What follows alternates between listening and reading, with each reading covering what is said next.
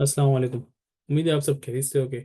आज 24 जुलाई 2024 है। आज की हमारी प्रेजेंटेशन होंडा एटलस कार के हवाले से। इस पे प्रेजेंटेशन बनाने का मकसद एक तो ये था कि ये थोड़ा सा मुझे लगा कि इस पे बनानी चाहिए, और उसके आज फाइनेंशियल रिजल्ट्स भी अनाउंस पे। तो कंसिडरिंग दैट मुझे लगा कि इस पे बनानी चाहिए, तो इस पे क्विक प्रेजेंटेशन है, पिछली स्लाइड को यूज़ करते हुए बनाई है, तो मैं कोशिश करूंगा मुद्दे की बात करके आगे बढ़ूँ क्विकली।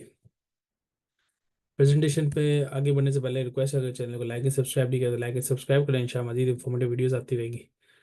एजेंडा की बात करें, बैकग्राउंड की बात करूंगा, सिग्निफिकेंट एक्टिविटीज की बात करूंगा, कॉम्पिटिटर की बात करूंगा, सेकंड में फिर इसके फाइनेंशियल परफॉर्मेंस पे जिक्र होगा, डिविडेंड के बारे में जिक्र करूंगा, फ्यूचर आउटलुक और एक्शन प्लान, एक्शन पॉइंट।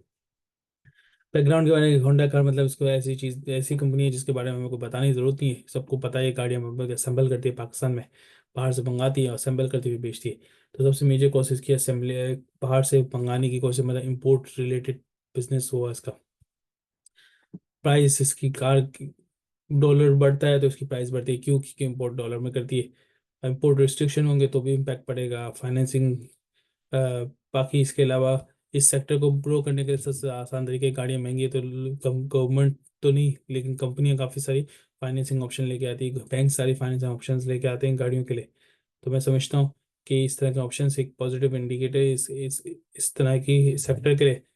फिलहाल इतने ज़्यादा ऑप्शंस नहीं है हमारे सेक्टर इंडस्ट्री मार्केट में, लेकिन मैं समझता हूँ कि ये इसके लिए पॉजिटिव हो सकता है किसी इंडस्ट्री के लिए। बाकी इसके अलावा एक अदर मैंने लिखा है जो कि मेरा नहीं ख्याल रेलिवेंट है।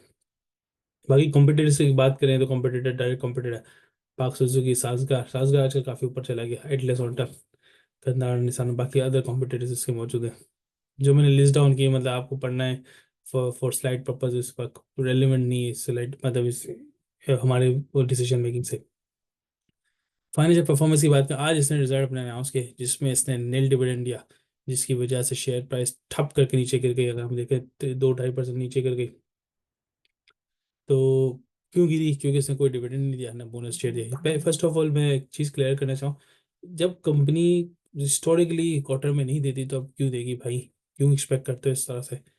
ठीक है, तो इसकी एक्सपेक्टेशन से मार्केट गिरी है। अच्छा, अब मूविंग फॉरवर्ड करना क्या है? मूविंग फॉरवर्ड बेसिकली अगर इसकी फाइनेंशियल रिजल्ट को देखें ना, तो क्या ये इसका गिरना जस्टिफाई करता है फाइनेंशियल रिजल्ट को? नहीं, क्योंकि फाइनेंशियल रिजल्ट इसका सिग्निफिकेंटली इंप्रूव किया है। रेवेन्यू देखो तो 3.7 बिलियन से 15 बिलियन, 300-350% का इंक्रीज है। अगर नेट प्रॉफिट को देखा जाए, नेट प्रॉफिट भी तकरीबन 39-40% का इंक्रीज है। तो मैं समझता हूँ ये फाइनेंशियल परफॉर्मेंस वाइज पॉजिटिव है, और जो कि पॉजिटिव इंडिकेटर होता है एक रैशनल इन्वेस्टर के लिए। करंट प्राइस को जैसे मैंने जिक्र किया, आज 2.5% गिरी है, तो उसकी वे सोली वजह सिर्फ और सिर्फ ये थी कि इसने को ना डिविडेंड दिया ना बोनस दिया। तो मैं समझता हूँ ये बेवकूफ़ाना डिक्रीज था, इसको बाइंग अपॉर्चुनिटी बन समझना चाहिए। अच्छा, जब मार्केट 80,000 पे थी ना, तो ये शेयर 300 से ऊपर टच कर गया था। तो विद दैट इन माइंड मैं समझता हूँ ये, मुझे लगता है बाउंस बैक कर सकता है, तो keep this in new wallet list. Dividend की बात करें तो डिविडेंड पेइंग स्टॉक मैं नहीं समझता। क्यों नहीं समझता भाई? डिविडेंड देता तो है, फिर भी मैं नहीं समझता क्यों। इसकी वजह ये है कि कंपनी 300 रुपये की कंपनी शेयर है, 6 रुपये डिविडेंड देता है। 6 रुपये 300 रुपये में देना कोई बड़ी बात नहीं। 6.5 रुपये दिया था लास्ट ईयर इसने, 23 में कुछ भी नहीं दिया था कि लॉस में थी। फिर 22 में 7 रुपये दिया था, 21 में 4.5 रुपये दिया था। तो इस तरह की जब डिविडेंड के सिनेरियो ना, तो मैं नहीं समझता कि इसको डिविडेंड पेइंग स्टॉक खोलूंगा। मैं इसको सिर्फ और सिर्फ कैपिटल गेन वाला स्टॉक खोलूंगा। कैपिटल गेन होता है। अच्छा, फ्यूचर आउटलुक और एक्शन बन गया। सबसे पहले फ्यूचर आउटलुक से पहले मैं एक चीज कवर करने वाला था सेक्टर में, जो मैं मिस आउट कर दिया। सेक्टर के बारे में, इस कार्ड सेक्टर के बारे में बात करूँ, पाकिस्तान नहीं बल्कि पूरी दुनिया में पाक गाड़ियों का सेक्टर में कंपनी के पॉइंट से बड़ा पॉजिटिव इंडिकेटर ये है कि इनको कैपिटल इन्वेस्ट नहीं करना पड़ता, क्योंकि लोग एडवांस में पैसा देते हैं, और एडवांस से पैसा देते हैं और फिर उस पर गाड़ी के ऑर्डर बुक होते हैं। तो इस हिसाब से मुझे पॉजिटिव इंडिकेटर लगता है। जब पाकिस्तान की market is fully driven on, एक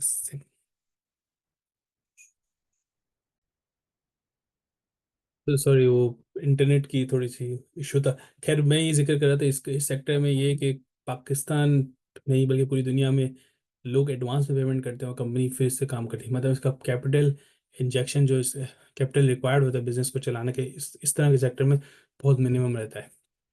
अच्छा, बाकी फ्यूचर आउटलुक की मैं बात करूँ कि पाकिस्तान की मार्केट की बात करूँ और फ्यूचर आउटलुक की बात करूँ, इस खास और इस कंपनी के, पाकिस्तान ऐसी मार्केट है जिसमें गाड़ियों की बड़ा ही शोशा है। और लोग इससे डिटरमाइन करते हैं, स्टेटस सिंबल समझते हैं। प्लस गवर्नमेंट के बहुत सारे इदारे, एम्प्लॉयर्स भी गाड़ियाँ देते हैं पाकिस्तान, और स्टिल उन कंट्रीज़ में आता है जिनमें एम्प्लॉयर्स अपने एम्प्लॉयज़ को गाड़ी देते हैं।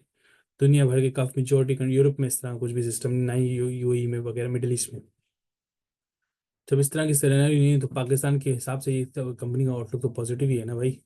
बाकी कंपटीशन मिनिमम है। अब ये साजगार वगैरह ने electric car, hybrid car launch किए, तो इस हिसाब से मैं सोचता हूँ कंपटीशन बहुत मिनिमम है। प्लस इस पे मतलब अब पहले तो ये था कि हाइब्रिड गाड़ियों पे वो गवर्नमेंट की ने ड्यू छूट दी हुई थी, अब इस पे भी गवर्नमेंट छूट डाली, तो जो कि नेगेटिव तो नहीं, पॉजिटिव है इस तरह की कंपनी की जो हाइब्रिड कार नहीं बनाती। हाइब्रिड कार बहुत कम क्वांटिटी में बनाती हैं, या उसका मेजर बिजनेस हाइब्रिड कार नहीं। अच्छा, मेरा व्यू क्या है, मेरा व्यू है कि पोटेंशियल अपसाइड जरूर जाएगा, तो उसको अपने पास थोड़ा बहुत उसको अपने पास रखना चाहिए। अ, और लॉन्ग टर्म में के लिए रखना चाहिए, शॉर्ट टर्म के लिए नहीं।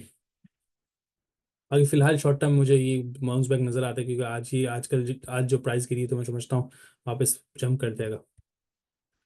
आई थिंक दैट्स इट, यही मेरा व्यू है इस कंपनी के हवाले से। कोई चीज़ मिस आउट की तो बताना, कि मैं इंशाल्लाह उसको कवर करूँ। कोई चीज़ रह गई है वो भी बताना, ताकि मैं उस पर कमेंट कर दूंगा। क्वेश्चन मार्क, अगर कोई क्वेश्चन है तो भी बताना, मैं इंशाल्लाह उसको आंसर करूँ। जज़ाकल्लाह, अस्सलाम वालेकुम।